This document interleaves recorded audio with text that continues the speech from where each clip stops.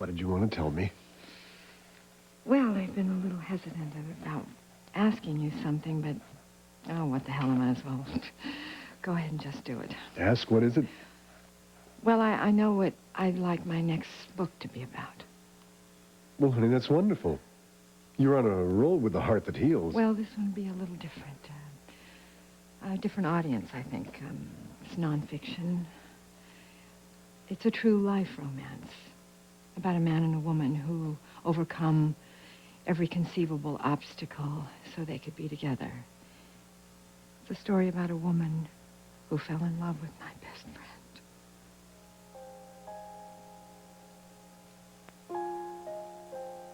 You want to write a book about Frankie? It started out... I started to write down my feelings as a way of my grieving. And I don't know, I couldn't seem to stop. It just poured out of me. Oh, Cass, there have been so many wonderful memories. And I really believed that Frankie's story would be inspirational to so many, like it's been to me.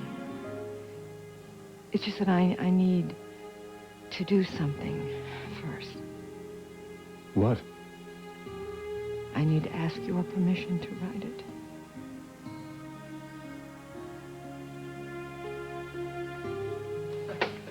Dr. Winthrop. I'd like to introduce you to Cindy Brook, our new head nurse of the trauma unit. This is Morgan Winthrop, our new chief resident. Welcome. Nice to meet you, Dr. Winthrop. Call me Morgan. So what made you choose Bay City General? We made her an offer she couldn't refuse. And she also has some connection to Bay City. My late sister was married to Gabe McNamara. Ah, he's a good man. Yes, he is. Well, I will leave you two to compare notes because you'll be working so closely together. Okay, how's Chris doing? Oh, he's already back at work. My son, the workaholic. Oh, yes, that's Cindy's other connection to Bay City. She knew Chris in Boston. Oh, just casually. Probably wouldn't remember me. Was he in some kind of accident? He was beat up by a former resident who's no longer with us, thank goodness. Well, I'll tell you all about it when I show you around, if you have time. Sounds great. I'll speak with you later, will you? Sure. Good. Well, Grant, what possibly made you think I was bad-mouthing you unless, of course, you were listening to our conversation, which is really a nasty habit. I saw you with Charlene. I watched her becoming more and more upset. I didn't have to hear you to figure out what you were saying. Just telling her the truth. The selective truth is seen through the eyes of Victoria Hudson. I know what I know. When are you going to stop trying to ruin me? When you stop trying to take advantage of vulnerable, needy women that I care about. I happen to care about her, too. We have a lot in common, you see. We just went through ugly divorces, and we both happen to be single parents. Well, that's a crock. She's lonely and needy, and you're taking advantage of her. I'm lonely, too. Am I not supposed to have friends? I don't care what you do. And I don't care who your friends are. Just don't pretend to be something you're not. And don't you presume to decide who I should and should not see. Okay. I'm just going to tell Charlene the whole story. She'll make up her own mind. You will not interfere in my relationship with her. You understand me. Is this guy giving you a hard time, Victoria?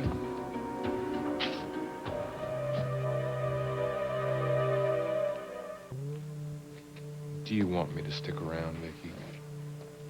Yeah, that would be nice. Grant has this bad habit of getting violent. Then why don't you do me the favor of taking your hand off of her arm, mister? Maybe you should mind your own business. Lady just made it my business. Now, if you value that real pretty shirt of yours... Don't threaten me, handyman. This won't go on forever, Victoria. And I'll tell you why. Because I'm back, and my life is together. And I have my son, and he loves me. Despite the evil things that you put in his mind. And someday when he gets older, he's going to realize that I am the true parent who loves him. Because you're not capable of loving anyone. Except yourself.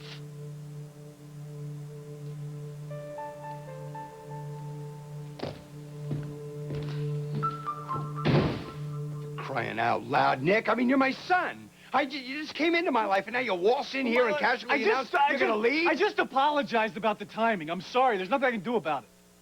What kind of response did you expect from me? Well, I don't know, Michael. Maybe you could squeeze out a I wish you well, you know, something like that. I wish you well. Geez, thanks a lot. Look, pal, I stood by you since the day I got you out of jail. I stood by your side when Sophia got hurt. I stood by your side when you married Maggie. Now, I guess it's time for the big boy to grow up. So fine, go to L.A., have a great time.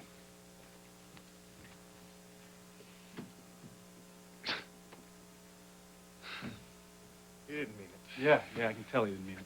No, he's worried about Josie, that's all. Right? Yeah, sure. So, you going to L.A.? Yep. Sure you don't want to wait around a while? John, I can't. You got a job?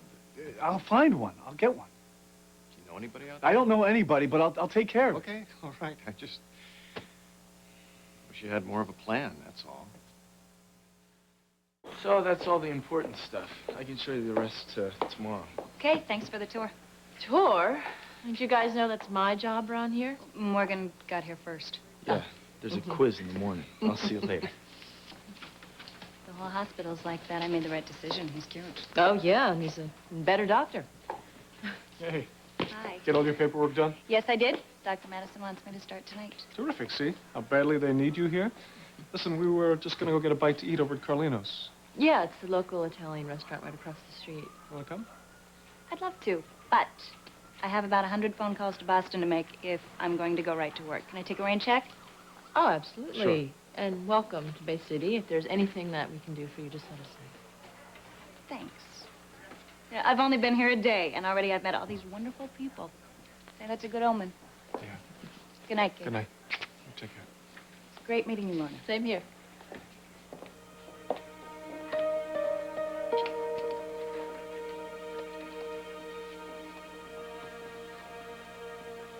This is a message for Chris Madison. This is Cindy Brook.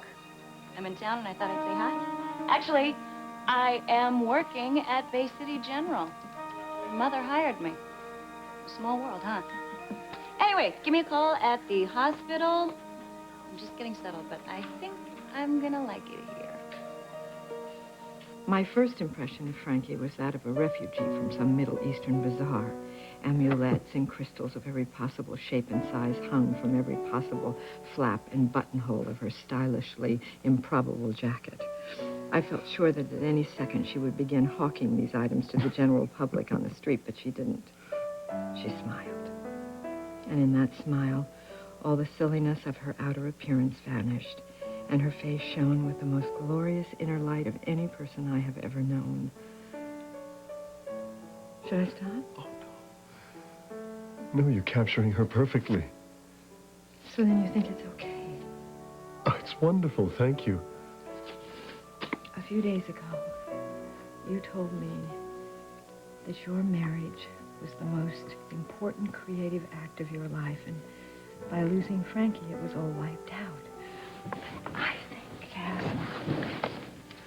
I think we can keep it alive by remembering. Do you really think so? I can prove it. I'm going to chronicle it from the very beginning, the highs and the lows and the middles of it. I'm going to make sure that anybody who reads about her life will know how important it was, how special, how meaningful. When you first mentioned this, I thought you were just trying to use it for some kind of therapy for yourself. Now I realize you're doing this for me. For both of us. And for Frankie. And for all the people who knew her and all the people who weren't lucky enough to have known her. Frankie she was good. She was too good to have the way she died, have a blackness around it that didn't say what her life was. We can do that. Of course you have my permission. And all my thanks from the bottom of my heart.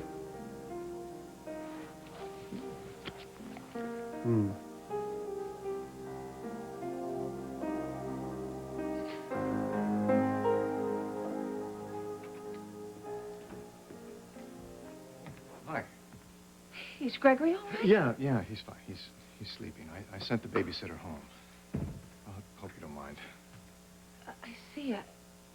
I tried to get in touch with you earlier at the hospital. Mike and I brought in a private investigator to help locate Josie, and he wanted to talk to you, but I couldn't find you anywhere at the hospital, not even to clear this visit. No, I've been out. No, that's all right. As long as Gregory's okay, it's not a problem. And if Josie's still missing, then I know that he'll need a little extra comfort. I'm glad you agree. Well, I hope I'm not